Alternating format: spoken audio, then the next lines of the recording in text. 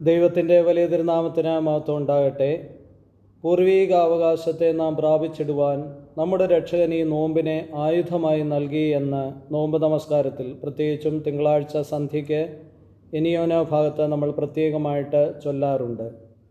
ഭക്ഷണമോഹത്താൽ പാപം ചെയ്തപ്പോൾ ആദിമ മാതാപിതാക്കൾക്ക് ഏദൻ തോട്ടം നഷ്ടമായി. ഏദൻ ദൈവത്തിൻ്റെ തോട്ടമായിരുന്നു. സമൃദ്ധിയുടെയും സന്തോഷത്തിൻ്റെയും സമാധാനത്തിൻ്റെയും പറുദീസയായിരുന്നു.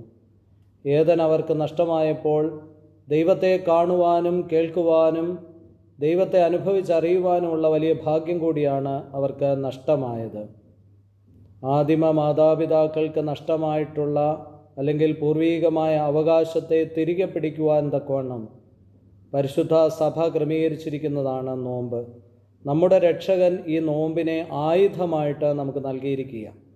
നോമ്പിനെ വാളായിട്ടേന്തി സാത്താനെതിരെ പോരാടണം എന്ന് സഭ നമ്മോട് ആഹ്വാനം ചെയ്യുക. നോമ്പ് കേവലം ഒരു അനുഷ്ഠാനം മാത്രമല്ല, അതിനപ്പുറമായിട്ട് ഒരു അനുഭവമാണ്. അത് ദൈവത്തിൻ്റെ ഹിതപ്രകാരം, തിരുഹിതപ്രകാരം നോൽക്കേണ്ടതായ ഒന്നുമാണ്. തിരുഹിതപ്രകാരം, ക്രിസ്ത്യാനിക്ക് ഉചിതമായ പ്രകാരം നോമ്പ് നോൽക്കുവാൻ തക്കവണ്ണമുള്ള ദൈവീകമായ കൃപ ആവശ്യമാണ്.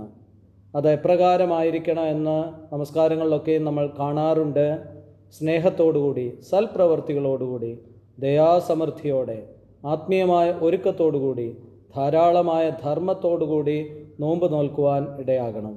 പൂർവീക അവകാശത്തെ തിരികെ പിടിച്ച് പറുദീസയുടെ അനുഭവത്തിലേക്ക് പ്രവേശിക്കുവാൻ തക്കവണ്ണമുള്ള ഒരു വലിയ അവസരമാണ്, വലിയൊരു വാതിലാണ് ഈ വലിയ നോമ്പ് നമ്മുടെ മുമ്പാകെ തുറന്നിടുന്നത്. അതിന് നമുക്കിടയാകട്ടെ. ദൈവം നമ്മെ അനുഗ്രഹിക്കട്ടെ.